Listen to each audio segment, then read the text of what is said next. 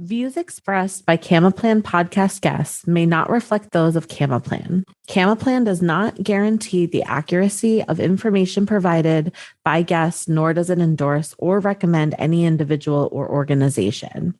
CamaPlan is not an investment advisor, CPA, realtor, or attorney. You are encouraged to conduct your own due diligence before making investment choices. For any tax, legal, accounting, investment, or other questions, please consult a specialist.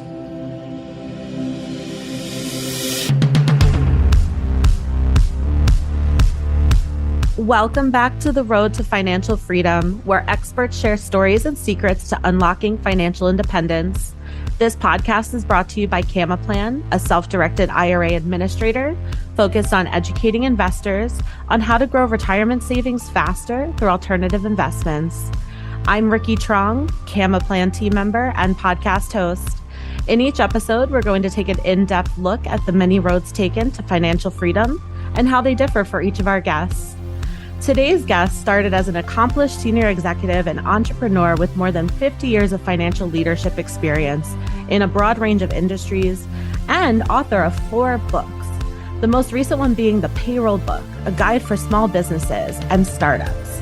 Now, let's hear more about his journey directly from the source as I welcome Charles Reed. Hi, Charles. How are you today? I'm well, Ricky. Thank you. And thank you for having me. Thank you for being here. I'm very excited to hear about your story. Before we start recording, you've already had me giggling. So I am very excited to see where this goes today. So why don't we just start right at the beginning? Tell us how you got interested or into the investment realm and where you're at today and, anything between there you want to share as well. Sure. Well, I'm a Midwestern boy. After high school, I joined the United States Marine Corps, spent 4 years. They were good years. 2 years overseas, including a combat tour in Vietnam. Came back, was stationed in Kansas City, met and married my wife. She was 10 years older than I was and had 5 children when I married her. I claim insanity, but we were married for 45 years before she passed. When I got out of service, I realized that my military experience wasn't valued in business then, like now. People just don't understand what military experience brings to the business table. So I went to college, got my degrees, my BBA in accounting and a minor in finance. Got my master's, which was an MBA, and went to work for Texas Instruments. But long before then, I started doing security analysis when I was 14 years old. Securities and investment has always interested me. I bought MCI when it was $2. I, quadrupled my money, but I wish I'd still held it. But you don't go pro by taking a profit. So we all make mistakes in investing over the years. Later on, as I grew out of corporate, I spent 15 years in corporate and then started my own business, accounting firm with a sideline in payroll. And one of the things they were pushing for CPAs and still are is that you should be an investment advisor to your clients. So I went and got my 7 and 66 licenses and became a registered investment advisor and realized real quickly that I couldn't be a tax expert and an investment advisor. You can't, there's too much information. You can't do both effectively. So I gave up the investment and stuck with tax and payroll. But I've been investing since I was a teenager and growing my wealth and my investments. I've had IRAs for God only knows how many years. I still have a SEP, which is, simplified employee pension plan. It was available back in the 90s. I still have it over at one of the major investment houses, and it's still there, and it's tax exempt. So I'm, it continues to grow. Hey, there you go. They don't even write about those anymore, but I still have one. So, and I have, before I hit 65, I had my HSA and so on. So these are things that I've done to enhance my wealth and knowledge and financial freedom, obviously, which is, the ability to do what you want when you want. I don't need to be able to buy the plane. I just need to be able to buy a seat on it whenever I want. Okay. Now I'm actually looking for a small plane because I'm a pilot as well. Oh, very cool. At 52, I said to my wife one day, I'd kind of learn to fly a small airplane. She looked at me and she says, better do it pretty soon or you're going to be too damn old. So I went and found an instructor and in my early 50s got licensed as a private pilot. Wow. Oh, that's really interesting. It's fun. And then a few years later, when the IRS was getting crazy, I went and got my U.S. Tax Court Practitioner's certification. So I can represent clients in U.S. Tax Court, even though I'm not an attorney. Hmm. There's about 200 of us in the country. I have a bar card from the U.S. Tax Court. Wow. That's really interesting. Yeah, and it's fun. I started to say three. I have two tax court cases because I settled one on Monday. District counsel called me and we went through it. And he says, because it was a lady that had gotten a 1099 from a company she didn't know and didn't do business with, and saying they paid out so much money. And the IRS said, well, you owe us taxes on this. So I called my investment advisor and said, hey, can you track this down for me as a favor? He tried and they wouldn't give him the time of day, wouldn't give me the time of day. So I decided to make it the IRS's problem and said, hey, my client says she doesn't know who these people are. However, if you can track down the money so she can get it, she'll gladly pay the taxes on it. Yeah. And the IRS said, never mind. We'll just dismiss the case. Oh, hey, there you go. Look at you. So I have yet to lose a tax court case. I will someday, I promise you. Hey. But I have yet to lose one. And 95% of U.S. tax court cases are settled pre-trial. So it's a way to get another bite at the apple. So if any of your listeners have a tax problem, they need to once they've exhausted the appeals, consider tax court because it is another bite at the apple. It's a way to get some very sophisticated people who are really interested in getting the case off their desk to look at it.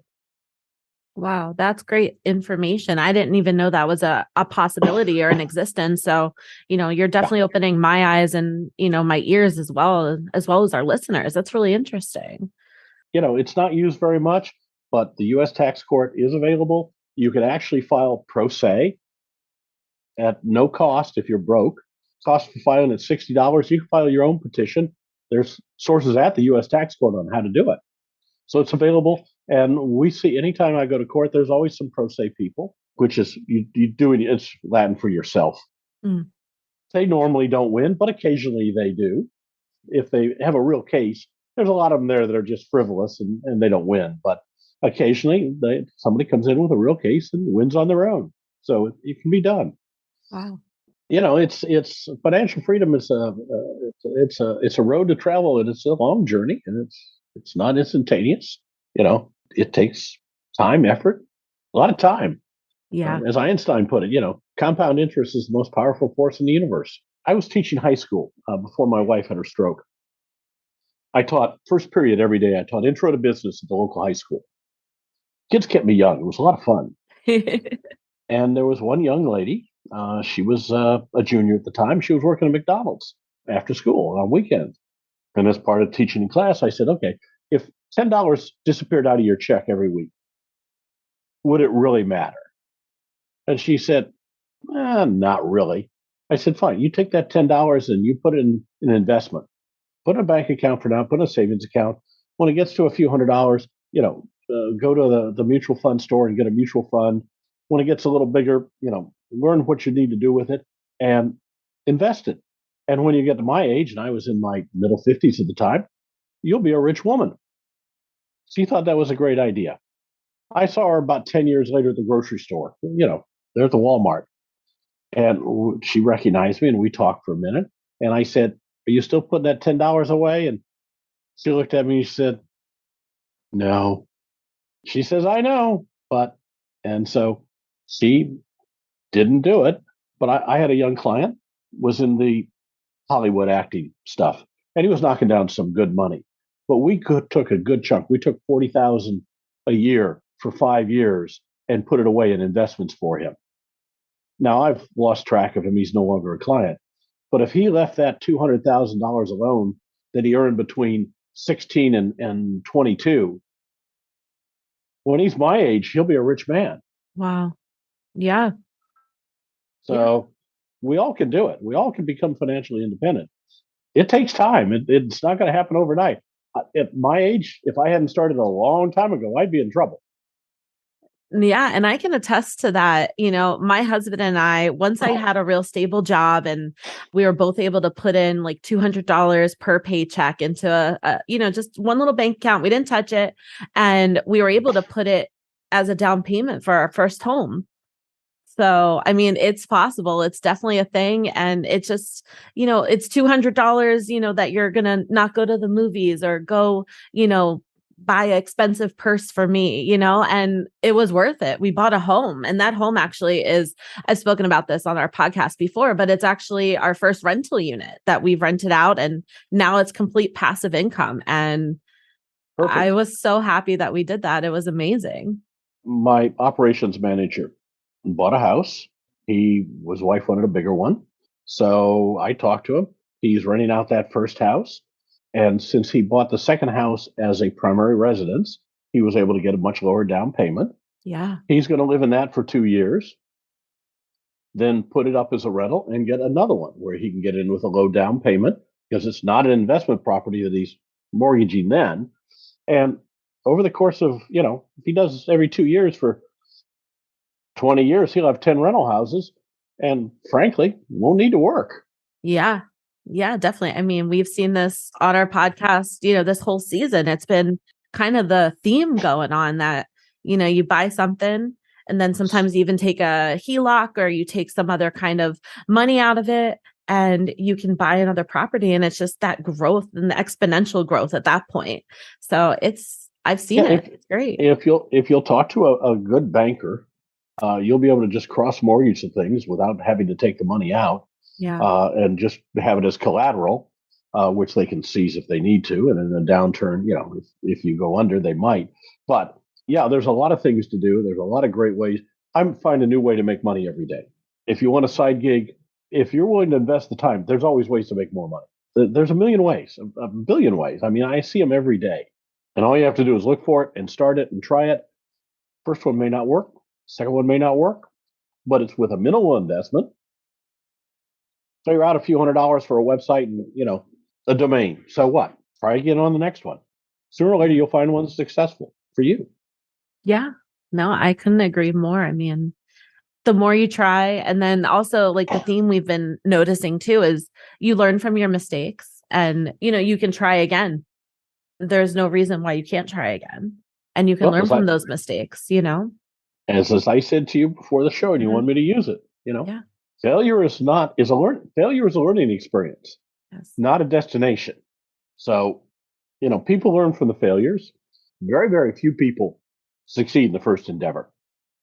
Okay.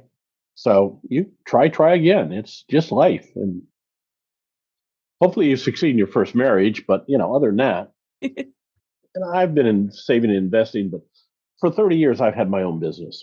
And about 10 years, we built our own building. Mm-hmm. It's paid for. Wow. If I want to, and I designed it specifically that if I decide to move to a bigger building, I can set it up as a office suites. It's designed exactly for that. So I can rent out these offices, and there's 20 some odd for about $700 a month a piece, and bam, there's a retirement. It's amazing what you can do. And of course, the business has grown. I could sell it. I'm not planning on it. It's going to go to my employees when I die. They helped me build it. I didn't do it myself. They're very important to me. And my wife's passed. My children are not interested. My babies. When I married their mother, the youngest was 15 years younger than I was. Oh, okay. That was the youngest. The oldest were only 7 years younger. Oh, wow. So, she's 58 and she's got married and working on her retirement. So it'll go to my employees, and that's fine. Probably charge them a monthly allowance for the rest of my life, but something. They're not going to get it just now. If I drop dead, they get it for free. But if I retire, they're going to have to pay me for it out of cash flow. So it's not that's going to hurt them. It's still legacy building. You're still building and leaving a legacy. It might not be directly for your children, but it's for others. Well, there's that, and then of course I've funded a scholarship, a memorial scholarship in my wife's name with the Rotary Club. Oh, wow. And that's where my estate will go. Okay. The house, any of these other things that I have, the retirement funds and so on, will all go into that scholarship fund in her name. That's So beautiful. she was the best thing that ever happened to me. She's probably the only reason I'm still alive. I was a Marine when I married her. Mm-hmm.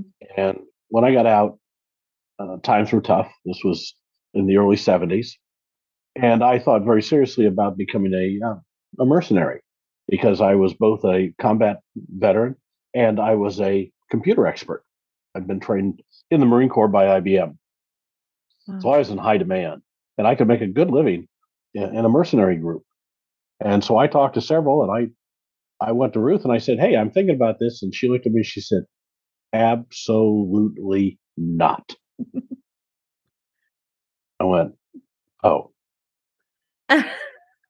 So that was the end of that. Otherwise, I'd have probably been dead in some ditch in Africa. So, It just shows that she cared for you as much as you care for her. And you can definitely see the way you talk about her, that you loved her and still care.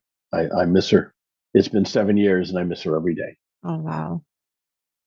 Yes, I can understand that. Losing a loved one is always difficult, but I know that you're doing so many different things with yourself. You get to be a pilot. You get to do all these cool things that you're living for the now. And also because, she wanted you to do that as well. I feel like she was able to take, She always wanted me to be happy. My father told her when we got married that someday he'll make you a rich woman. And I did. I mean, we've got the house on the lake. She drove the luxury car. She traveled to Europe where the kids were there all the time. Nice. Now, she helped me build the business. We worked in it together. We started it together. Yeah. But I gave her a life that she hadn't imagined. I gave her financial freedom. When she was in Germany one time, she was at one of the big Christmas things and she saw this Rosenthal china. And she called and said, do you care? And I said, no, help yourself, buy it. So I've got this beautiful set of white Rosenthal with platinum bands around it, sitting place settings for 12 in the hutch. So well, you better host a big party soon and use it in her honor. I do occasionally, yes. There Thank you. Go. Beautiful. I like to get it out and remember that was something she wanted. So something she treasured. There you go. So, and we have the silver that go with it and everything else. So she was able to do what she wanted, and I'm able now to do what I want. I play a lot of poker, which I enjoy. I like to travel to tournaments and so on. And for me, it's profitable. So I make money playing poker, which is good. Hey, anytime you can have a hobby that makes you money, that's a good hobby to have. Yeah. My dad loves playing poker for money. So you two would get along so swimmingly. Well, we'll see who comes away from the table with more money. Well, I mean, before you play and after, but maybe not during. Oh, that's wonderful. Well, I'm glad you're doing things that you enjoy and you can now because you have that freedom, the financial freedom that you were obtaining your whole life. So I feel like it's paid off for you. Well, it has. No pun intended. Sorry. No, not at all. It has, but it's something I've worked at. Yeah. Something I trained at. I remember reading Graham and Dodd, which is, well, even before that, Benjamin Graham, The Intelligent Investor, was one of my first books. And I've read hundreds of books on investing over the years. And one of the reasons I was able to get my 7 and 66 is I understood the business and had the finance degree and so on and so forth. But, investing is a complex business and you should know it, whether you use an investment advisor or not. Mm. You should know what's going on. There's a lot of poor investment advisors and a lot of investment advisors that aren't honest. So you have to know what you're doing. If you're not doing it yourself, you still have to track what your advisor is doing and make sure you understand that as well. You look at some of the professional athletes that have just been cheated out of millions, and other people. Oh, who's the country singer who's 90 now? Willie Nelson, who got cheated out of millions, and one of his albums, the IRS owns. Oh, wow. I didn't even know anything about that. That's incredible. Well, he'd gotten cheated by his investment advisor. The taxes hadn't been paid. And the IRS came to him and said, you all this money. And so literally his next album, all the revenue from it goes to the IRS for eternity. That's their album. They own it. Wow. They own the revenue stream off of that album. And Lou Alcindor, Kareem Abdul-Jabbar, right? Lou Alcindor, when I knew him at UCLA before he changed his name, got cheated out of millions of dollars. It's not uncommon. It happens all the time. You read it in the newspaper. The big Ponzi scheme out of New York that the guy took hundreds of millions of dollars. So you got to be careful. Yeah. You can't just give it to somebody and ignore it. It's best to be on top of it and know what's going on all the time. Otherwise, you can get cheated. Wow. Yeah. No, I have listened to a lot of American Greed podcasts recently, and they focus a lot of the big scandals and things like that. So it's definitely been eye-opening to me just from those alone. So I can imagine there's so many others that they haven't even touched on. Wow. Yeah, and I've seen it. I've gotten taken on small things over the years. I'm an easy touch, but nothing big because I'm cautious, and I've grown more cautious over the years. And I don't speculate as much as I used to. I'm far more, widows and orphans stuff now. But that's me. I'm still some into growth, but a lot into income. Okay. I've got my retirement pretty well set, so there's no reason to blow large chunks of it when the market goes to hell in a handbasket. Yeah. Yeah. I mean, but that's also, you can stay risky when you're younger, and you should always be a little bit more conservative as you grow older and, you have the money. So at that point, if you're at, a certain age, you want to be careful with what you have because you don't want to blow it. You want to make sure it is there to continue retirement, to continue your, lifestyle that you're used to. And you don't want it to just disappear overnight, especially with how, volatile things have been recently and just continue to be at this point. But I've got about 5% of my portfolio that's available to do fun things with. Okay. And take flyers and, take tips from people. And, some of them work out and some of them don't, but it's only 5% of my portfolio. Right. So it's not a big risk.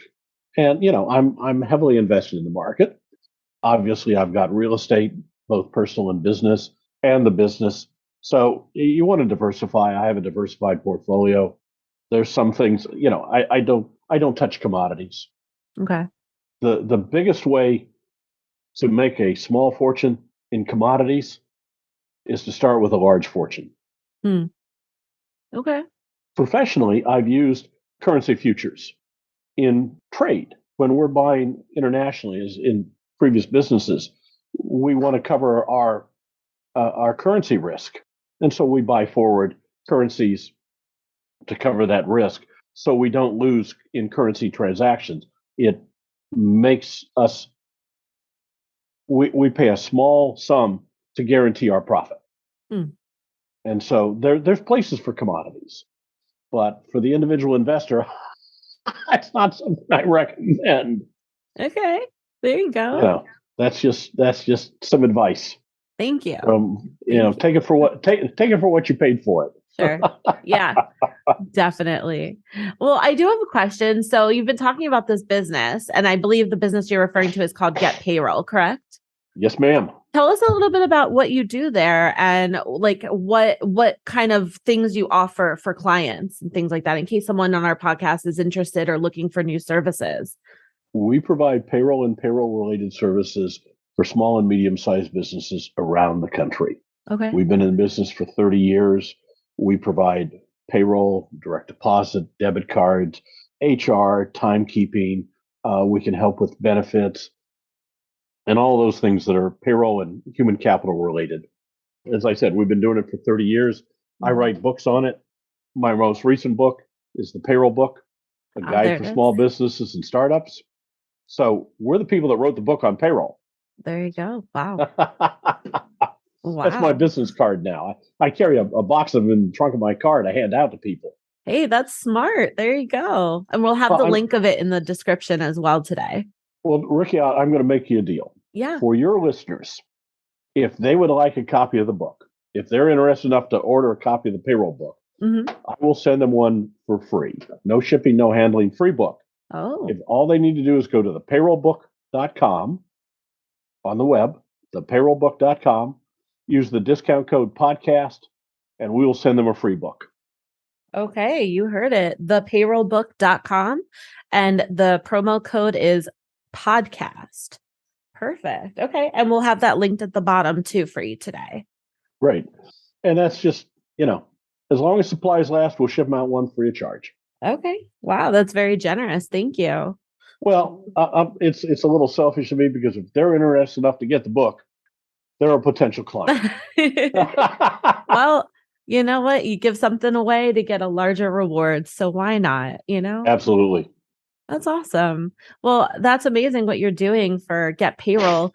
And do you do like hands-on with every client? How does it work? It's not like automated. I think I watched your YouTube and the intro commercial, and I was giggling because the guy was like talking to a robot, and the robot's like, "Oh, we're perfect. There's nothing wrong." And he hung up the phone, and it's just like, whoa, like how can you claim you're perfect even if you are a robot? Michael, who's my videographer, has done some wonderful videos where we have a whole bunch on YouTube and Instagram and other places. The most recent set has been Charlie the bartender on YouTube. That was a lot of fun to shoot. Went down, I was the bartender. I'll have to check that out. Giving out advice in 2-minute increments. We actually used one of our old clients, bars down on Lower Greenville. So it's a real bar. Oh, so okay. that was fun to shoot that. But we do a lot of fun videos. We do a lot of serious ones, educational ones, and so on. But right now we're working on Halloween and Christmas videos. We've done some parodies. We did a Godfather parody. We did a 2001 Space Odyssey parody. That's fun. We did a Star Wars parody just recently. Darth Vader's in trouble with the IRS. I bet that's entertaining. I'll have to let my husband watch that because he loves Star Wars and he loves a good, IRS problem. So, well, then your husband's somebody I'd like to know because I love a good IRS problem. I think they're fascinating. That's why I became a U.S. tax court practitioner. Yeah, I would assume so I can solve so. those for my clients. Yeah, definitely.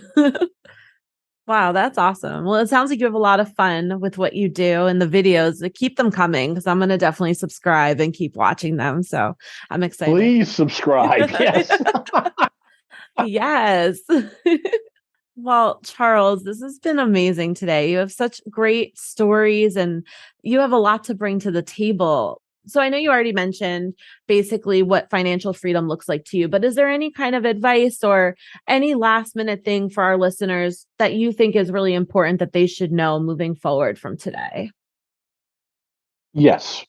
This is one I stole from Bill Gates before he got into some of his recent nonsense. A person will overestimate what they can accomplish in a year and underestimate what they can accomplish in a decade.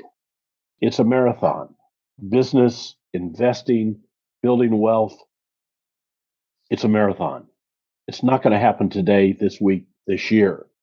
But over the next 10 years, you'll be amazed at what happens. That $200 a week or a per paycheck over 10 years, and it's growing, and it's earning interest, and it's compounding. It's amazing how it starts to roll. Yeah. And it's like the snowball down the hill. It just gets bigger and bigger and bigger. So it's a marathon. It's not this year. It's this next decade. That's important. I think that's really great words. I couldn't have said it better because it is definitely a marathon and and it all comes down to compounding and exponential growth. And I think it's just full circle at this point that, you put a little and you can actually get a lot out of a little bit of work or a little bit of something. So just keep doing it, just keep at it and don't give up. I think that's really like the best advice you can give here is what you just gave. So thank you so much. I really appreciate that. And I know that you're on all the social medias and you like to have all your videos. So I'll keep looking out for that. And we're so excited that you were here. I just want to say thank you to our sponsor, CamaPlan. And of course, again, Charles Reed. Please make sure you check him out on all his socials. You can email him at marketing@getpayroll.com if you want to find out more about payroll applications that he could help you with for your company. And the payrollbook.com with the promo code of podcast for that free book, and that you can read about it and have Charles help you out for the future. So just another hint here, if you are looking for any information about a self-directed IRA, please go to CamaPlan.com, where you can request a consult with an expert, view our media library of webinars or podcasts, and you can also open an account. So thank you again for listening. And remember to like, follow, and share our podcast, as well as Charles on his YouTubes. And just make sure to follow us for the continuation of the road to financial freedom, and we'll help find our path to finding success if we continue. Thanks so much, and I hope everyone has a great day. Thanks again, Charles, for being with us. I had a wonderful day.